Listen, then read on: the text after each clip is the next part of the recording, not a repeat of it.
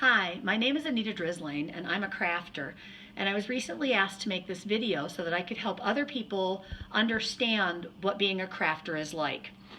So first of all, I became a crafter a long time ago as a young person, and I've crafted my whole life, but that was never my main job. My main job was teaching, which I did for 25 years, and I did get a degree in interior design before that.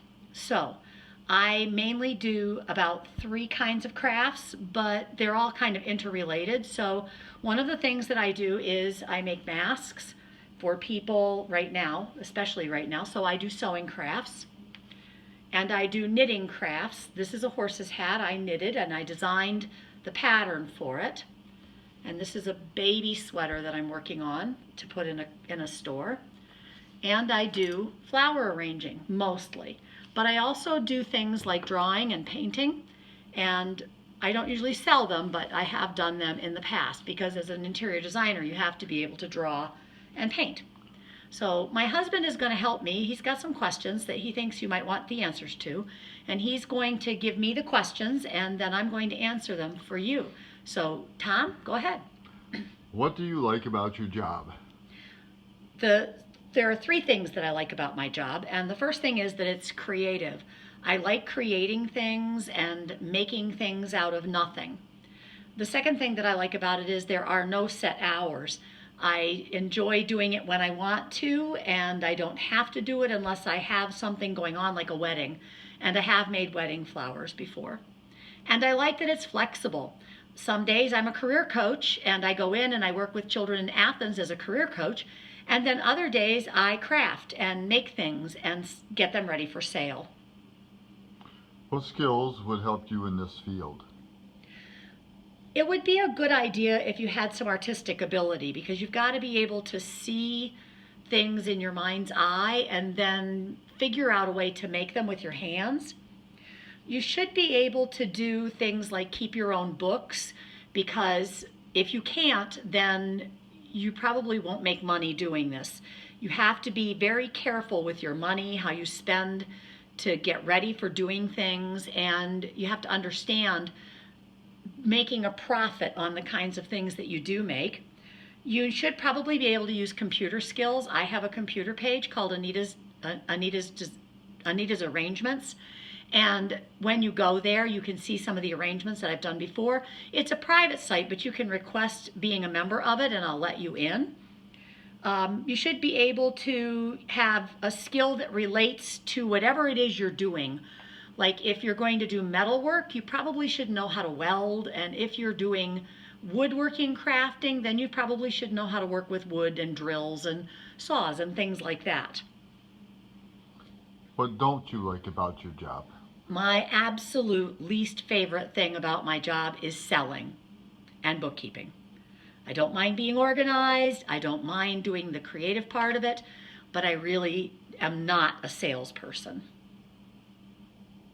What is the typical day's work like for you?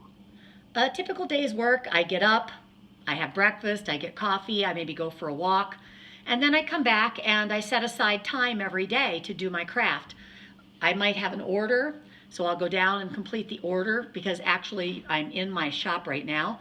So I would create the order, get it ready, and then let the person know that that order is ready to go. A typical day could be anywhere from 3 hours to 7 hours. It's all up to me, actually. What is your type of business and environment? Well, you're looking at my environment. This is my crafting shop where I do my flowers. And I also do art and painting here. I have a box of paints down here on the floor, and my paintbrushes are over here in the corner. So I do art here at this table, or I'll do flower arranging at this table.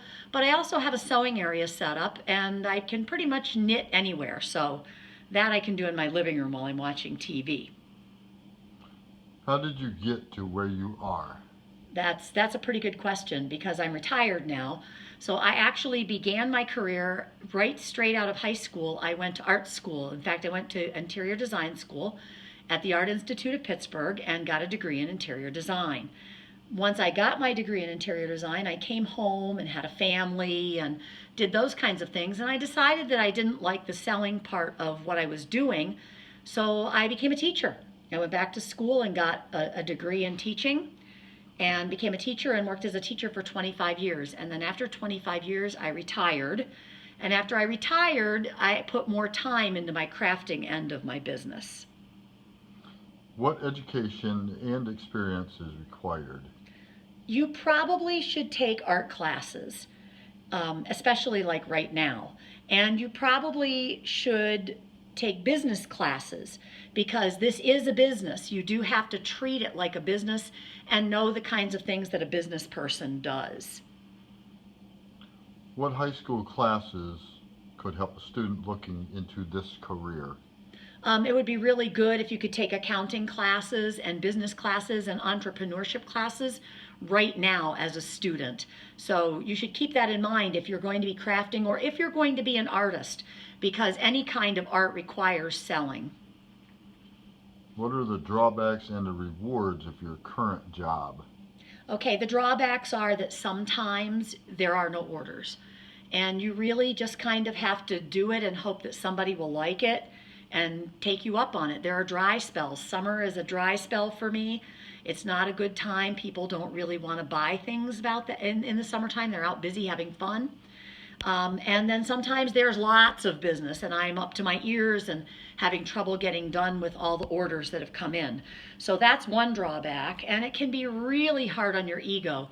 If you're not the kind of person who is very confident, you need some confidence, because you can't be the kind of person who, oh, they don't like it, well, I'll never make another thing.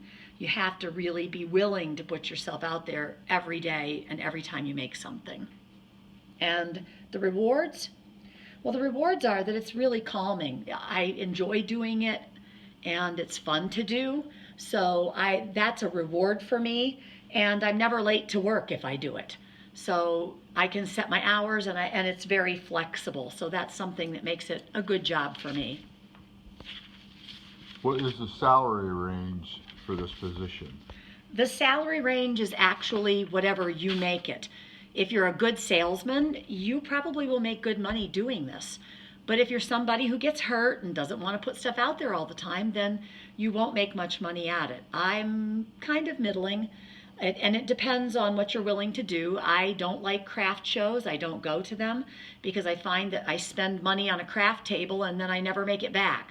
So I don't do craft shows, but I do have an arrangement with a shop, and they take my items, and there are more shops doing that all the time, and they put my items out. I basically have to know how much I put into the craft to begin with, and then I have to know how much I want to mark that craft up, and then when I take it to the person and tell them how much I want out of it, they get to add a small price on top of it as well, so that they make money too. So that's the way that I tend to like to make money on my crafting. Or I do it personally, like I'll put an ad on Marketplace on Facebook, and I'll just go back and forth with people who actually will call me or text me through Marketplace.